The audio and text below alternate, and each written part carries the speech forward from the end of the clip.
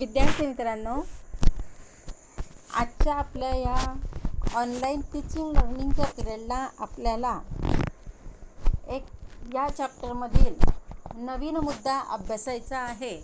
कारण अजूनपर्यंत आपण समग्रलक्षी अर्थशास्त्र म्हणजे काय, समग्रलक्षी अर्थशास्त्राची व्याख्या कोणी कोणी केली, कशी केली, समग्रलक्षी अर्थशास्त्राचं महत्त्व काय, समग्रलक्षी अर्थशास्त्राच्या मर्यादा कोणत्या, समग्रलक्षी आर्थिक विरोधाभास कोणते यांचा विचार केला.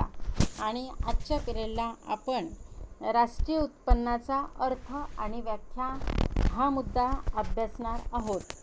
तर राष्ट्रीय उत्पन्न ही संकल्पना अतिशय महत्त्वाची आहे. राष्ट्रीय उत्पन्न हा अर्थव्यवस्थेचा आरसा असतो. कारण आरशातून जसे आपले प्रतिबिंब दिसते तसेच राष्ट्रीय उत्पन्नाच्या आकडेवारीवरून त्या देशाच्या विकासाची माहिती मिळत असते किंवा राष्ट्रीय उत्पन्नाच्या आकडेवारीतून त्या देशाचे प्रतिबिंब उमटत असते. देश कोणत्या स्थितीत आहे, देशाचा आर्थिक विकास कोणत्या दराने होत आहे, मागील काळाच्या तुलनेने वर्तमान काळात राष्ट्रीय उत्पन्नात कसे आणि किती बदल झाले आहेत, इतर राष्ट्रांच्या तुलनेने आपल्या देशातील उत्पन्न किती आहे, कोणते क्षेत्र विकासाच्या बाबतीत आघाडीवर आहे, कोणते क्षेत्र मागे आहे, याची कल्पना राष्ट्रीय उत्पन्नाच्या आकडेवारीवरून येत असते. देशातील एकूण उत्पादन, देशातील एकूण मागणी, देशातील एकूण रोजगार हा राष्ट्रीय उत्पन्नावर अवलंबून असतो. वाढत जाणारे राष्ट्रीय उत्पन्न हे देशाच्या प्रगतीचं लक्षण मानलं जातं. राष्ट्रीय उत्पन्नात वाढ झाल्यास एकूण उत्पादनात वाढ होते, एकूण रोजगारात वाढ होते, रोजगारातील वाढीमुळे लोकांच्या उत्पन्नात वाढ होते, लोकांच्या उत्पन्नात वाढ झाल्यामुळे त्यांच्या मागणीत वाढ होते आणि त्यांच्या मागणीतील वाढीमुळे पुन्हा उत्पादनात वाढ होते आणि पर्यायानं देशाचा आर्थिक विकासाचा दर हा उंचावत असतो. अशा रीतीने वाढते राष्ट्रीय उत्पन्न हे देशाच्या आर्थिक प्रगतीचं, आर्थिक विकासाचं फार मोठं लक्षण असतं. आणि म्हणून राष्ट्रीय उत्पन्न ही संकल्पना महत्त्वाची मानली जात असते. कारण राष्ट्रीय उत्पन्नाच्या संकल्पनेवरूनच आपल्याला त्या देशाची स्थिती कशी आहे, त्या देशाचा आर्थिक विकास कोणत्या दराने होत आहे, मागील काळाच्या तुलनेनं वर्तमान काळात राष्ट्रीय उत्पन्नात कोणते बदल झाले आहेत, इतर राष्ट्रांच्या तुलनेनं आपल्या देशातील उत्पन्न किती आहे, कोणते क्षेत्र विकासाच्या बाबतीत आघाडीवर आहे, कोणते क्षेत्र विकासाच्या बाबतीत मागे आहे, ही सर्व कल्पना आपल्याला राष्ट्रीय उत्पन्नाच्या आकडेवारीवरून येत असते. तर देशामध्ये दरवर्षी राष्ट्रीय उत्पन्नाचं मापन त्यासाठी केलं जात असतं. तर भारतामध्ये मध्यवर्ती सांख्यिकीय संघटनेकडून दरवर्षी राष्ट्रीय उत्पन्नाची मोजणी केली जाते. तर आर्थिक वर्षातील राष्ट्रीय उत्पन्न मध्यवर्ती सांख्यिकीय संघटनेकडून मोजलं जात असतं. आर्थिक वर्ष याचा अर्थ भारतामध्ये 1 एप्रिल ते 31 मार्च हे आर्थिक वर्ष आहे आणि या आर्थिक वर्षातीलच राष्ट्रीय उत्पन्न मध्यवर्ती सांख्यिकीय संघटना मोजत असते. मध्यवर्ती सांख्यिकीय संघटनेलाच इंग्लिशमध्ये CSO असं म्हणतात. CSOचा फुल फॉर्म असा आहे, सेंट्रल स्टॅटिस्टिकल ऑर्गनायझेशन. तर अशा रीतीने भारतामध्ये मध्यवर्ती सांख्यिकीय संघटनेकडून दरवर्षी राष्ट्रीय उत्पन्नाची मोजणी केली जात असते. 1 एप्रिल ते 31 मार्च या आर्थिक वर्षातील राष्ट्रीय उत्पन्न हे मोजलं जात असतं. तर यानंतर आपण राष्ट्रीय उत्पन्नाच्या ज्या वेगवेगळ्या तज्ज्ञांनी व्याख्या केल्या आहेत त्यांचा विचार करूया. तर राष्ट्रीय उत्पन्न ही संकल्पना वादग्रस्त संकल्पना आहे. कारण वेगवेगळ्या अर्थतज्ज्ञांनी राष्ट्रीय उत्पन्नाकडे वेगवेगळ्या दृष्टीने पाहिलेलं आहे आणि म्हणून अनेक अर्थतज्ज्ञांच्या राष्ट्रीय उत्पन्नाच्या व्याख्या या वेगवेगळ्या आहेत. तर त्यातील काही प्रमुख अर्थतज्ज्ञांच्या व्याख्यांचा अभ्यास आपण येथे करणार आहोत. प्रथम आपण डॉक्टर मार्शल यांची व्याख्या विचारात घेऊया. तर डॉक्टर मार्शल यांनी राष्ट्रीय उत्पन्नाची व्याख्या अशी केली आहे प्रत्येक वर्षी एखाद्या देशात श्रम, भांडवल आणि नैसर्गिक साधनसंपत्तीच्या सहाय्याने ज्या वस्तू आणि सेवांचे मूर्त व अमूर्त स्वरूपात उत्पादन केले जाते त्यास राष्ट्रीय उत्पन्न असे म्हणतात.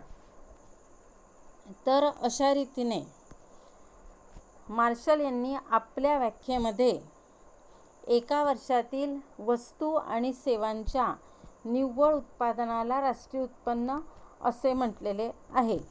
त्यांनी आपल्या व्याख्येत असं म्हटलं आहे की प्रत्येक वर्षी एखाद्या देशात श्रम, भांडवल आणि नैसर्गिक साधनसंपत्तीच्या सहाय्याने ज्या वस्तू आणि सेवांचे मूर्त आणि अमूर्त स्वरूपात उत्पादन केले जाते त्यास राष्ट्रीय उत्पन्न असे म्हणतात. तर इथे मूर्त आणि अमूर्त, मूर्त म्हणजे दृश्य आणि अमूर्त म्हणजे अदृश्य. अमूर्त की ज्याला आपण अदृश्य म्हणतो त्या सेवा ह्या अदृश्य असतात. वाहतूक दळणवळणाची सेवा, शिक्षकाची सेवा, डॉक्टरची सेवा, वित्तीय सेवा किंवा बँकिंग सेवा या अमूर्त आहेत. यापासून लोकांच्या गरजा पूर्ण होत आहेत, पण हे प्रॉडक्ट नाही आणि म्हणून याला अमूर्त असं म्हटलं जातं.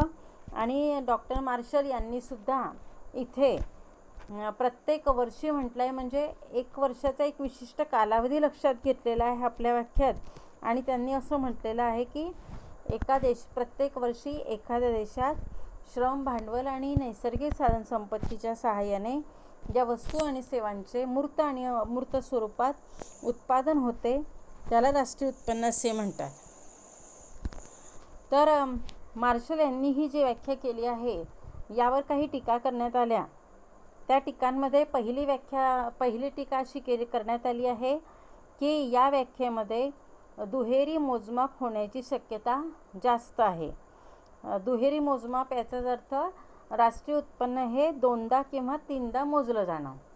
तर डॉक्टर मार्शल यांच्या व्याख्येनुसार जर राष्ट्रीय उत्पन्नाचं मापन केलं तर राष्ट्रीय उत्पन्न हे दोनदा मोजलं जाण्याची शक्यता जास्त आहे अशी टीका केली जाते. दुसरी टीका अशी केली जाते की या व्याख्येत वास्तव राष्ट्रीय उत्पन्नाचा विचार केलेला नाही. तर मार्शल यांच्या व्याख्येमध्ये वास्तव म्हणजे वस्तुरूपात असलेलं जे राष्ट्रीय उत्पन्न आहे त्यांचा विचार हा झालेला नाही. आणि तिसरी टीका अशी केली जाते की ज्या वस्तू व सेवा विक्रीसाठी बाजारात येत नाही त्यांचे पैशात मूल्यांकन करणे कठीण आहे. तर ज्या वस्तू आणि सेवा बाजारात विक्रीसाठी येत नाही त्यांचे पैशात मूल्यांकन करणं कठीण आहे. याचा अर्थ बाजारात ज्या वस्तू आणि सेवा विक्रीला येत नाही त्यांचं राष्ट्रीय उत्पन्नात मापन होणं शक्य नाही. आणि चौथी टीका अशी केली जाते की या व्याख्येनुसार अगणित वस्तू मोजणे कठीण आहे. म्हणजेच अर्थव्यवस्थेत विविध प्रकारचं उत्पादन होत असतं आणि एवढ्या मोठ्या प्रकारातील उत्पादन मोजणं हे कठीण आहे अशी पण टीका मार्शलच्या व्याख्येवर केली जाते. पुढची व्याख्या आहे प्राध्यापक पिगो यांची.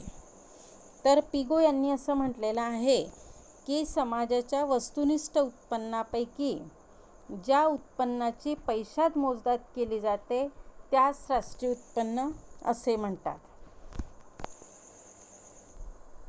पिगोंच्या मते समाजाच्या वस्तुनिष्ठ उत्पन्नापैकी ज्या उत्पन्नाची पैशात मोजदाद केली जाते त्यास राष्ट्रीय उत्पन्न म्हणतात.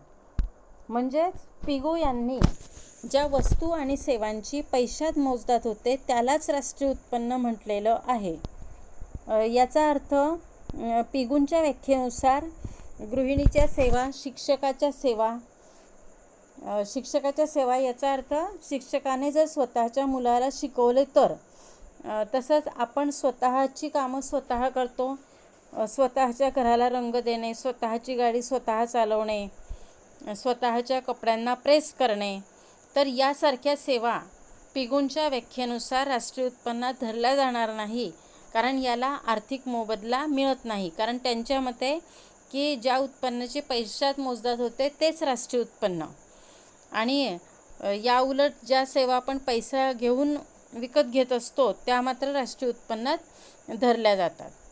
तर अशा रीतीने पिगू यांनी अशी व्याख्या केली आहे की ज्या उत्पन्नाची पैशात मोजदाद होते त्यालाच राष्ट्रीय उत्पन्न म्हणायचं, आणि ज्या उत्पन्नाची पैशात मोजदाद होत नाही त्यांना राष्ट्रीय उत्पन्न म्हणायचं नाही. पण पिगूच्या व्याख्येत सुद्धा अनेक दोष आहेत आणि पिगूच्या व्याख्येवर सुद्धा टीका करण्यात आलेली आहे. त्यातली पहिली टीका अशी की प्राध्यापक पिगू यांची व्याख्या संकुचित आहे, कारण ज्या वस्तू व सेवांचे पैशात मोजमाप होते त्यांचाच समावेश या व्याख्येनुसार राष्ट्रीय उत्पन्नात केला जातो. दुसरी टीका अशी केली जाते की ग्रामीण भागात आजही वस्तुविनिमय पद्धत मोठ्या प्रमाणावर आहे आणि ह्या वस्तुविनिमय व्यवहार पद्धतीतून जे व्यवहार होतात त्यांची नोंद किंवा मोजणी होत नसते. ग्रामीण भागामध्ये शेती हा प्रमुख व्यवसाय असतो आणि शेती क्षेत्रातली अनेक कामे आजसुद्धा वस्तुविनिमय पद्धतीनुसार चालत असतात. मजुरांना धान्य स्वरूपात मजुरी देणं, त्याचप्रमाणे रोज हा धान्याच्या स्वरूपात ठरवला जातो. वस्तूच्या बदल्यात वस्तू या खरेदी केल्या जात असतात, पण या व्यवहारांची नोंद किंवा मोजणी होत नाही. म्हणजेच हे व्यवहार राष्ट्रीय उत्पन्नात येणे आवश्यक असून सुद्धा ते राष्ट्रीय उत्पन्नात येत नाही. तर अशा रीतीने पिगूची व्याख्यासुद्धा तेवढीशी बरोबर नाही. तिच्यातही अनेक टीका करण्यात आल्या. मार्शलच्या व्याख्येतही अनेक टीका करण्यात आल्या. तिसरी व्याख्या पाहूया आपण प्राध्यापक फिशर यांची. तर प्राध्यापक फिशर यांनी अशी व्याख्या केली आहे की राष्ट्रीय उत्पन्नापैकी उपभोग घेतलेले उत्पन्न म्हणजे राष्ट्रीय उत्पन्न. याचा अर्थ देशात जे एकूण उत्पन्न होते, देशात जे एकूण उत्पादन होते ते सर्वच्या सर्व उत्पादन म्हणजे राष्ट्रीय उत्पन्न नाही, तर त्या उत्पादनापैकी फक्त उपभोग घेतलेले उत्पादन म्हणजेच राष्ट्रीय उत्पन्न असे प्राध्यापक फिशर असे म्हणतात. म्हणजेच फिशरच्या व्याख्येनुसार देशात तयार होणाऱ्या वस्तू व सेवांचे एकूण उत्पादन म्हणजे राष्ट्रीय उत्पन्न नाही, तर एकूण उत्पादनापैकी ज्या उत्पादनाचा उपभोग घेतला जातो त्यास राष्ट्रीय उत्पन्न असे म्हटले जाते. फिशरच्या व्याख्येनुसार आर्थिक कल्याण कळते. देशातील लोकांची आर्थिक स्थिती चांगली असेल तरच ते जास्त उपभोग घेऊ शकतात. या उलट लोकांची आर्थिक स्थिती दयनीय असेल तर त्यांचा उपभोग हा कमी असतो, कारण आपल्या उत्पन्नावर, आपल्या आर्थिक स्थितीवरती आपला उपभोग हा अवलंबून असतो. आणि फिशर यांना आर्थिक कल्याण लोकांचं किती साधलं जात आहे हे महत्त्वाचं वाटतं आणि म्हणून त्यांनी तशी व्याख्या केलेली आहे. त्यांनी वस्तू व सेवांच्या उत्पादन व विनिमयापेक्षा उपभोगाला जास्त महत्त्व दिलेले आहे. त्यांच्या मते एखाद्या राष्ट्रात वस्तू व सेवांचे उत्पादन वाढत असेल परंतु उपभोग मात्र वाढत नसेल तर ते राष्ट्र श्रीमंत होईल परंतु ते सुखी होणार नाही, कारण तेथील नागरिकांच्या गरजा ह्या पूर्ण होणार नसतील, त्यांचं कल्याण साधलं जाणार नसेल आणि म्हणून उपभोग हा महत्त्वाचा आहे असं फिशर म्हणतात. पण फिशरच्या व्याख्येवर सुद्धा काही टीका करण्यात आलेल्या आहे आणि त्यातली पहिली टीका अशी केलेली आहे की उपभोगाचे मापन करणे अवघड आहे. आता लोकांनी किती उपभोग घेतला याचं मापन करणं हे कठीण आहे, कारण उपभोगाची क्रिया ही विखुरलेली असते. उत्पादनाची क्रिया तरी केंद्रित असते आणि त्यामुळे उत्पादनाचं मापन करता येतं, पण उपभोक्ते हे असंख्य असतात, अगणित असतात आणि ते निरनिराळ्या ठिकाणी रहिवास करत असतात. त्यांनी कोणत्या वस्तूंचा किती उपभोग घेतला हे मोजणं काही शक्य नाही. तर अशा रीतीने अर्थव्यवस्थेतील राष्ट्रीय उत्पन्नाचं मापन करत असताना उपभोगाचं मापन करायचं म्हटलं तर उपभोगाचं मापन काही शक्य नाही. आणि दुसरी टीका अशी केली जाते की उपभोक्ते अनेक वस्तूंचा उपभोग घेत असतात. काही वस्तूंचा उपभोग तात्काळ घेतला जातो तर काही वस्तू ह्या दीर्घकाळ टिकणाऱ्या असतात, अनेक वर्षापर्यंत त्या टिकत असतात आणि अशा परिस्थितीत एका आर्थिक वर्षातील उपभोग किती हे मोजता येत नाही. तर अशा रीतीने उपभोक्ते अनेक वस्तूंचा उपभोग घेत असतात आणि काही वस्तूंचा उपभोग तात्काळ घेतला जातो तर काही वस्तूंचा उपभोग हा दीर्घकाळपर्यंत घेतला जात असतो आणि अशा परिस्थितीमध्ये एका आर्थिक वर्षात लोकांनी किती उपभोग घेतला हे मोजणं अवघड असतं. आता शेवटची व्याख्या आपण बघूया. अचूक अशी व्याख्या आहे ती, कारण अजूनपर्यंतच्या व्याख्येमध्ये अनेक दोष आपण पाहिले. तर आता राष्ट्रीय उत्पन्न समितीची व्याख्या बघूया. आणि राष्ट्रीय उत्पन्न समितीने राष्ट्रीय उत्पन्न मापनात ज्या महत्त्वाची अडचण येते ती म्हणजे दुहेरी मापन होणे, ती अडचण टाळलेली आहे आणि बरीच अशी दोषयुक्त व्याख्या केलेली आहे, अचूक अशी व्याख्या केलेली आहे. तर भारतीय राष्ट्रीय उत्पन्न समितीने अशी व्याख्या केली आहे: एखाद्या विशिष्ट कालखंडात अर्थव्यवस्थेत उत्पादित होणाऱ्या वस्तू व सेवांचे दुहेरी मोजमाप होऊ न देता केलेले मापन म्हणजेच राष्ट्रीय उत्पन्न होय. तर भारतीय राष्ट्रीय उत्पन्न समितीने अशा रीतीने राष्ट्रीय उत्पन्नाची अचूक व्याख्या केलेली आहे. या व्याख्येत राष्ट्रीय उत्पन्नाचे दुहेरी मोजमाप होणार नाही याची काळजी घेतलेली आहे. राष्ट्रीय उत्पन्नाचं मोजमाप बऱ्याच वेळेला दुहेरी किंवा तिहेरी होतं आणि त्यामुळे राष्ट्रीय उत्पन्न आहे त्यापेक्षा सुद्धा जास्त दिसतं. म्हणून फक्त अंतिम वस्तूंचे मोजमाप राष्ट्रीय उत्पन्नात करण्यात येते. कापसाचे उत्पादन न मोजता कापडाचे उत्पादन मोजले जाते. ऊसाचे उत्पादन न मोजता साखरेचं उत्पादन मोजलं जातं. तेलबियांचे उत्पादन न मोजता तेलाचं उत्पादन मोजलं जातं. अशा रीतीने अंतिम वस्तूंची गणना राष्ट्रीय उत्पन्नात केल्यास दुहेरी मापन टाळता येते. तर आपण ज्या मार्शल, पिगू, फिशर यांच्या ज्या व्याख्या पाहिल्या तर त्या सदोष आहेत, त्याच्यावरती अनेक टीकाही करण्यात आलेल्या आहेत. पण या व्याख्यांमध्ये भारतीय राष्ट्रीय उत्पन्न समितीने केलेली व्याख्या अचूक आहे. राष्ट्रीय उत्पन्नाचे दुहेरी मापन होणार नाही याची या व्याख्येमध्ये दक्षता घेण्यात आली आहे. अशा रीतीने राष्ट्रीय उत्पन्न म्हणजे काय आणि राष्ट्रीय उत्पन्नाच्या वेगवेगळ्या तज्ज्ञांनी केलेल्या व्याख्या आपण विचारात घेतलेल्या आहेत.